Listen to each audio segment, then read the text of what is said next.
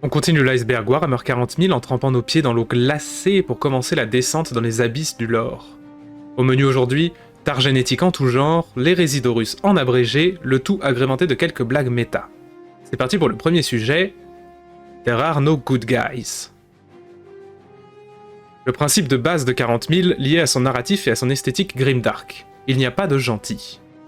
Dans la plupart des univers dark, comme Game of Thrones ou The Witcher, il y a quand même des individus ou des groupes qui suivent des morales auxquelles on peut facilement adhérer. Et même s'il existe des personnages héroïques, ce n'est principalement pas le cas dans Warhammer. L'Imperium est un régime totalitaire, xénophobe et obscurantiste. Le chaos, quant à lui, est destructeur, cruel et n'a d'autre but que de dominer. Pareil pour les Xénos. Les Tyrannides sont des prédateurs ultimes, les Eldar sont passéistes et décadents, les Nécrons sans âme, les orques sauvages et violents. Les Taux sont ceux qui se rapprochent le plus de Good Guys, mais leur système de caste et leur interventionnisme, eux aussi ayant pour objectif de disperser leur idéologie dans la galaxie, sont critiquables, et ce, même sans rentrer dans leur supposé côté plus sombre. Sly Marbo. Sly Marbo a déjà tué 12 orques avec une seule grenade. Ensuite, elle a explosé. Sly Marbo coupe l'appétit de l'esprit de la ruche. Sly Marbo est le primarque de l'empereur. Vous l'aurez compris, Sly Marbo est le Chuck Norris de 40K. Un garde de Catachan à peine mentionné dans le canon, il a gagné sa réputation d'armée d'un seul homme en ramenant seul la tête d'un warboss orc lors de son premier déploiement. Depuis, il a combattu sans cesse les ennemis de l'humanité, lui valant des distinctions comme l'étoile de Terra, la plus grande médaille qu'un membre de l'Astra Militarum puisse recevoir. Mais cela a prélevé un lourd tribut sur son mental, et il est distant, froid et presque catatonique, jusqu'à ce qu'on lui donne une proie à chasser. Son design est une référence au film First Blood avec Sylvester Stallone, dont le surnom était Sly. Son nom est d'ailleurs un anagramme de Rambo, mais les références pop au film d'action ne s'arrêtent pas là. Sa figurine la plus récente porte en effet un Mac-10 à lunettes équipé d'un silencieux, le setup iconique de Snake Plissken dans Escape from New York, un grand classique. Sa dernière itération, d'ailleurs, ressemble assez fortement à un certain gouverneur de Californie. L'hérésie d'Horus. Dans les premiers temps de Warhammer, à l'époque de Rogue Trader, la première édition, on faisait déjà mention d'une guerre civile dont les rebelles, menés par le maître de guerre Horus, étaient en conflit ouvert avec l'Imperium. Depuis, ce lore s'est affiné sous de nombreux aspects. Au 30e millénaire, l'empereur commence sa grande croisade pour reconquérir la galaxie à la sortie de l'ère des luttes. Il parcourt la galaxie, ralliant à sa cause, volontairement ou non, les nombreuses planètes ayant passé des millénaires sans contact avec Terra. Pour l'assister, il crée 18 légions de Space Marines et autant de primarques. L'un d'eux, Horus des Luna Wolves, est considéré comme son fils favori. Fin stratège, leader extrêmement charismatique et puissant guerrier, c'est un être qui incarne parfaitement les valeurs de l'Imperium. Mais un complot mené par le vil Erebus, chapelain de la Légion des Worldbearers, mène à sa descente vers le chaos. Blessé par une arme démon extrêmement puissante en matant une rébellion sur Davin, il est emmené à un culte du chaos pour être soigné. Rappelez-vous qu'à ce moment de l'histoire de l'Imperium, l'humanité et même les primarques sont largement inconscients du chaos et de ses dangers. Au cours de rêves fiévreux, Horus voit tous les défauts de l'empereur au grand jour. Ses fils qui l'utilisent comme des outils, ceux qu'il a abandonnés, son arrivisme et sa cruauté. La pression de réussir que son père fait peser sur lui depuis des décennies arrive au point de rupture. Il perçoit un futur où les primarques seraient jetés, après avoir servi à la Grande Croisade, des armes devenues désormais inutiles. Exactement ce qui est arrivé aux guerriers tonnerres, prédécesseurs des Space Marines, lors de l'unification de Terra. Horus décide alors qu'il doit devenir le maître de l'humanité et mettre en place son propre plan de conquête qui mènera à une guerre civile qui dure encore aujourd'hui. Isstvan III et Isstvan V.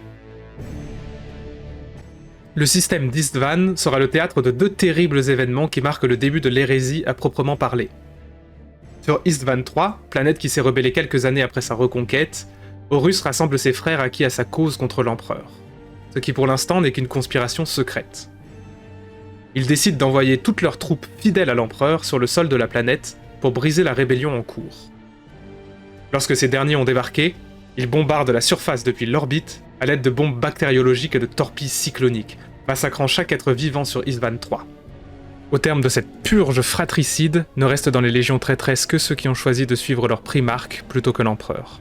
Un vaisseau d'Esgard loyaliste, l'Eisenstein, réussit à s'enfuir avec à son bord le capitaine Garro, Terran et opposant de son primarque. Fonçant jusqu'à Terra, il prévient l'empereur de la trahison qui se prépare. Pour vaincre les 4 légions traîtresses, 7 sont envoyées. Mais Horus avait prévu cela, et met en place un terrible piège sur Isvan V, une planète voisine d'Isvan III.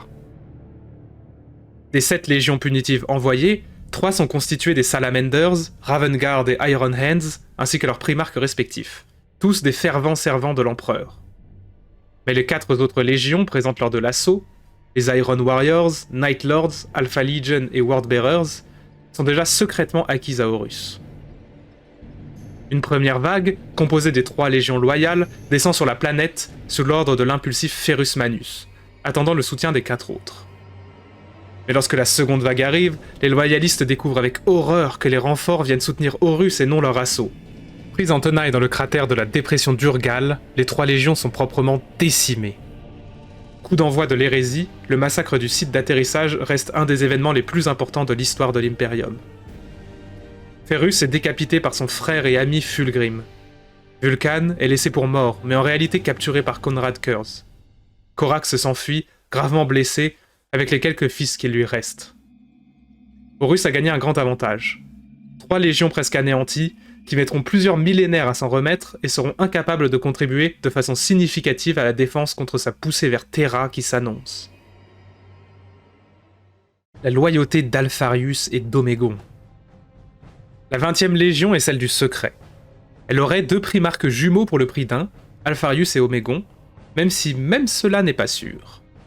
En fait, ces primarques à la faible stature, comparés à leurs frères, ça reste des géants, peuvent se faire passer pour des Space Marines normaux, et ces maîtres du déguisement s'arrangent toujours pour que l'on ne sache jamais vraiment à quel membre de la Légion on a affaire. Cet obscurantisme a atteint son paroxysme lors de l'hérésie d'Horus. Officiellement dans le camp des traîtres, l'Alpha Légion est un cas compliqué. Dans le roman Légion, excellente lecture au passage, on apprend l'existence d'une cabale, un groupe multiracial dont l'objectif est de faciliter secrètement le plan d'Horus pour le bien de la galaxie. En effet, plus vite le massacre de l'hérésie s'arrêtera, et plus vite l'humanité, principale source d'énergie des dieux du chaos, tombera en ruine. C'est de l'accélérationnisme psychique en quelque sorte. Atteindre le point de rupture le plus vite possible pour reconstruire après, sur les ruines de l'Imperium. Eh bien, l'un des primarques jumeaux semble acquis à la cabale. Il agirait donc non pas pour le chaos, mais contre lui à long terme. Mais de quel frère s'agit-il ? En effet, chaque membre de la Légion s'identifie toujours comme Alpharius, quel que soit son rang. Quelqu'un fut tué par Dorn, sur Pluton. Était-ce vraiment Alpharius ? Ou bien était-ce Omégon ? Ou même un Marines normal ? Lequel s'oppose au chaos, si toujours est-il qu'il existe ? Difficile de défaire ce nid de vipères. Les serviteurs. L'intelligence artificielle est interdite dans l'Imperium, depuis une révolution de robots au 26e millénaire qui faillit encore détruire l'humanité.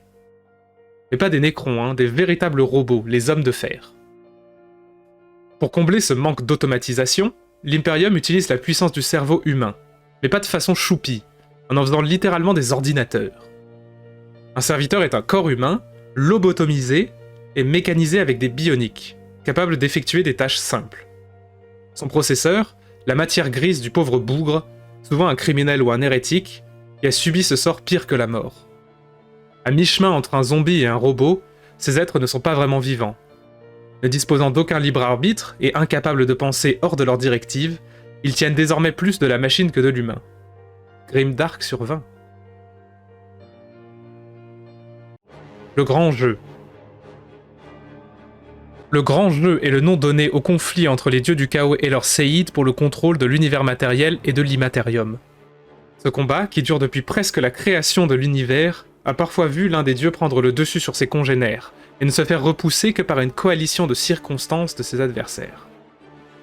Il a même été sujet à une trêve au 30e millénaire, lorsque les dieux du chaos ont travaillé de concert pour contrecarrer la grande croisade de l'empereur à travers la corruption d'Horus. Vous imaginez que cette alliance fut de courte durée. Ce jeu de pouvoir multidimensionnel à l'échelle galactique est une immense source de souffrance pour les mortels qui se retrouvent piégés dans ces machinations. Les orques sont des champignons. Les orques et les champis sont inséparables. Non, pas du genre meilleurs copains, mais du genre c'est littéralement la même chose. Les peaux vertes, bien loin de leurs cousins de Warcraft ou du Seigneur des Anneaux, sont des êtres fongiques. Le résultat de spores qui germent et donnent depuis la même souche commune des différentes sortes d'orques. Les grottes, les gretchins, les squigs, les nobs, et aussi leur source de nourriture, de construction et j'en passe. Cette méthode de reproduction rend les orques quasiment impossibles à éradiquer une fois qu'ils existent sur une planète, quelques spores isolés pouvant redonner naissance à toute une bande de ravageurs. C'est aussi le plus grand désespoir des artistes de hentai, vu qu'ils se reproduisent uniquement de façon asexuée, comme des poupées Ken à la peau verte et aux grandes dents. Les Anciens et la Guerre Céleste. On a déjà abordé ce sujet dans le premier épisode. Les Anciens étaient une race reptilienne, première à avoir colonisé la galaxie. Très puissants psychiquement, ils ont construit le domaine interdimensionnel qu'est la Toile, pour permettre de voyager à une vitesse extraluminique de façon sûre. Ils furent assaillis par les Nécrons et leurs alliés /dieux/esclaves Cthans, dans un conflit à l'échelle galactique appelé la Guerre Céleste il y a 60 millions d'années. Pour résister aux armées immortelles des Cthans et de leurs armées Nécrons, les Anciens firent appel à leur puissant pouvoir psychique. Ils créèrent diverses races pour les aider au combat, comme les Krorks et les Eldar notamment, ces derniers étant très habiles psychiquement. Mais au cours du conflit, la vague de violence et d'énergie négative relâchée perturba le Warp. À l'époque, l'Immaterium n'était qu'une mer calme de flux psychiques habités par des entités paisibles. L'intensité émotionnelle de la guerre céleste et de ses innombrables participants la transformèrent en un océan déchaîné, menant à la création des dieux et des démons du chaos, tels qu'on les connaît. Les Enslavers, les asservisseurs, des entités du Warp capables de posséder des psycheurs pour entrer dans l'univers matériel, ravagèrent la galaxie. À la fin de ce carnage, les Anciens avaient disparu. Exterminés ou exilés, ce n'est pas clair même pour les historiens Eldar. Les Nécrons, ayant jeté à bas leur divinité Cthans, étaient exsangues après un tel combat. Ils partirent s'endormir dans leur monde tombe pour esquiver l'ère des Enslavers puis des Eldar. Au passage, les Anciens sont longuement mentionnés dans Warhammer Fantasy, notamment chez les Hommes Lézards. D'ailleurs, les prêtres mages Slann, conçus à leur image, ressemblent beaucoup au concept art des Anciens. Un indice qui nous indique que ces deux univers de Warhammer sont sûrement liés. La chute des Eldar et la naissance de Slaanesh. Encore une fois, on en a déjà beaucoup parlé, donc on repasse vite dessus. En mots-clés, oreilles pointues, empire galactique, vice et orgie à l'échelle planétaire, apparition du dieu du chaos de l'excès et disparition de la majorité de l'empire Eldar. Voilà la version résumée. Commorragh. Commorragh est la cité des Drukhari, placée quelque part dans la Toile, cette dimension entre les dimensions. Là où l'emprise du dieu Slaanesh est plus ténue sur le peuple Eldar. Elle est introuvable pour quiconque y est étranger, malgré ses dimensions gigantesques. Elle abriterait, avec ses domaines satellites, autant d'âmes que des systèmes solaires entiers. Une telle taille est possible grâce aux myriades de portails internes de la Toile qui la parsèment et facilite le voyage de ses habitants entre ses différents quartiers. Autrefois le principal port de la Toile, à l'apogée de l'Empire Eldar, la ville est désormais un sombre centre, dédié aux perversions des Eldar noirs. Semblable à une cité ruche, ces quartiers sont faits de grandes aiguilles, aux formes paradoxales, ayant chacun leur spécificité. Dans les bas quartiers en ruine, une population vit au bord d'une rivière polluée, la Kaides, et tente de survivre à ceux qui viennent des hauts quartiers pour les chasser pour le sport. On y trouve une multitude de ports, occupés par des castes de guerriers inférieurs. Dans les cercles intérieurs de la Cité Noire, des arènes des cultes witches sont dédiées au massacre qui donne son immortalité aux Drukhari. Sous terre, des salles de torture garnies d'horreurs sans nom où les tourmenteurs pratiquent leurs terribles expériences sur les corps d'infortunés captifs. L'énergie de la ville lui est fournie par des étoiles mourantes, les soleils noirs, qui luisent d'une lumière maladive dans ce qui lui sert de ciel. Au cœur de la cité, la porte de Cain, fermée depuis la chute. Derrière ces multiples couches de protection en acier d'étoiles, la folie du Warp et des hordes de démons n'attendant que d'avoir accès à la Toile pour en dévorer les habitants. Le Haut Commorragh est le domaine des élites guerrières Drukhari et de leurs archons, un rassemblement de palais ornés de statues gigantesques. Mais toujours un endroit où le meurtre et la trahison sont monnaie courante. Une grande partie de la population est constituée d'esclaves humains, orques, Tau et Eldar, plus ou moins mutilés. À l'opposé de l'échelle sociale de ces pauvres bougres, Asdrubael Vecht, grand seigneur des Eldar Noirs, qui dirige Commorragh par force de complots et d'assassinats depuis des millénaires. Commorragh, j'adore ce mot. Commorragh, prononcez-le comme vous voulez.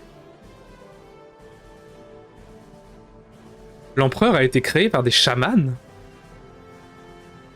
L'empereur n'est pas un humain normal, vous l'aurez sûrement remarqué. Il n'est pas juste né comme un bambin normal, c'est le résultat d'un rituel.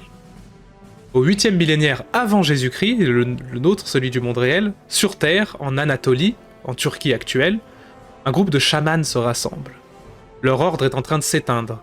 Habituellement, ils sont des perpétuels, qui se réincarnent après la mort.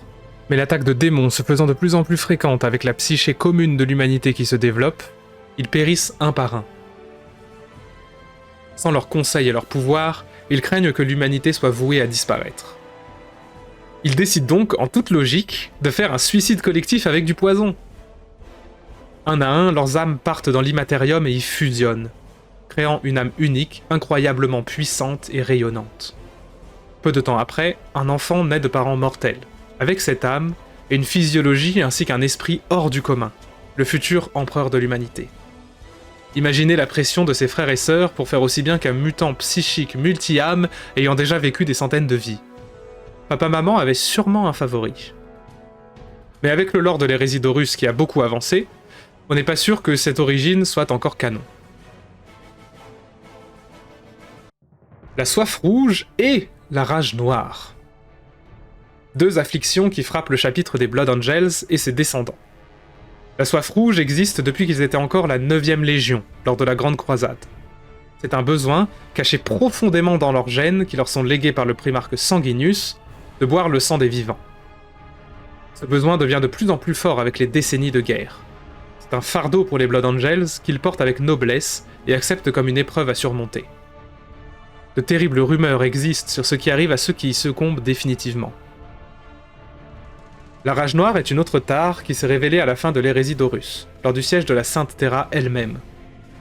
Pour retourner le cours de la bataille, Sanguinius et l'empereur se téléportèrent sur la barge de bataille d'Horus pour décapiter ce serpent. Mais ils furent séparés par le warp tumultueux lors de la téléportation. Sanguinius, seul, dut affronter son frère Horus rendu incroyablement puissant par les dons du chaos, et fut tué. Il s'est pris une baffe tellement fort qu'elle résonne encore dans la conscience collective de ses Blood Angels et de leurs successeurs 10 000 ans après. Lorsqu'un de ses fils Space Marine est frappé par la rage noire, le soir à l'approche d'une bataille, il se croit à la place de son primarque sur le pont du Vengeful Spirit, le vaisseau amiral d'Horus. Il hallucine que chaque ennemi est l'architraître, et il n'a qu'une volonté, le tuer encore et encore.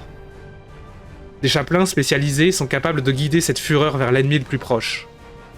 Ils placent les pauvres airs dans la compagnie de la mort, dont l'issue est invariable. Soit une mort honorable au combat lors de missions suicidaires, comme leur primarque avant eux, soit un emprisonnement dans une tour sur leur monde natal de Baal. Astorath, haut chapelain des Blood Angels, a la lourde tâche d'exécuter ses frères partis trop loin dans la rage noire pour préserver la pureté du chapitre, notamment aux yeux de l'Inquisition, qui voit ces tares d'un très mauvais œil. L'effacement d'Ahriman. Les Thousand Sons de la 15e Légion souffrent depuis leur début d'une dégénérescence, assez similaire à celle des fils de Sanguinius. Probablement due au puissant pouvoir psychique de chaque Space Marine de la Légion et au patrimoine génétique de leur primarque Magnus le Rouge, un grand nombre d'entre eux finissaient par dévoluer en des masses ignobles de chair et de tentacules qui devaient être purgées. Le nom de la malédiction, le changement de la chair, sous-entend peut-être que Tsench est impliqué. Après tout, ce dieu est surnommé l'architecte du changement. Lorsqu'ils retrouvèrent leur primarque, ce dernier arriva à guérir les Thousand Sons par un moyen inconnu, probablement arcanique. Azek Ahriman, un des sorciers de la Légion, est extatique. Leur primarque est retrouvé sur Prospero au moment même où la malédiction allait avoir raison de lui. Mais la Légion était minuscule, peinant à augmenter son nombre à cause de cette malédiction du changement de la chair. C'est pourquoi ils se nomment les 1000 fils, et pas les 10 000 fils ou les 100 000 fils, enfin voilà. Les événements de l'hérésie et la mise à sac de Prospero passent, on en reparlera plus tard, les Thousand Sons fuient vers l'œil de la terreur sur la planète des sorciers. Là, la malédiction reprend. Peut-être à cause des énergies du Warp imbibant les lieux, peut-être à cause d'un plan de Tsench, dieu du chaos du changement, qui a Magnus dans ses griffes. Ahriman, désormais aigri vis-à-vis des décisions de son primarque devenu démon, chercha lui-même une solution à ce fléau. Il concocta un sort incroyablement puissant, qu'il nomma l'effacement, à partir de la connaissance ésotérique contenue dans le livre de Magnus. Lorsqu'il invoqua le sortilège, les membres de la Légion au pouvoir suffisamment développé gagnèrent encore en puissance. Les autres, trop faibles, virent leur corps brûler vifs dans leurs armures. Mais ils ne périrent pas vraiment. Leurs armures se scellèrent, fusionnant sous la puissance déployée, empêchant leurs âmes de s'échapper. La majorité de la Légion était devenue des automates, remplis de poussière vaguement conscients. Un mal nécessaire selon Ahriman, une calamité absolue pour Magnus. Le primarque chercha à se venger de son fils. Il fallut une intervention directe de Tsench, leur dieu tutélaire, pour retenir sa main. Malgré tout, avec leur nouvelle forme incorporelle, la Légion était désormais libre de la malédiction du changement de la chair. Les Wulfen.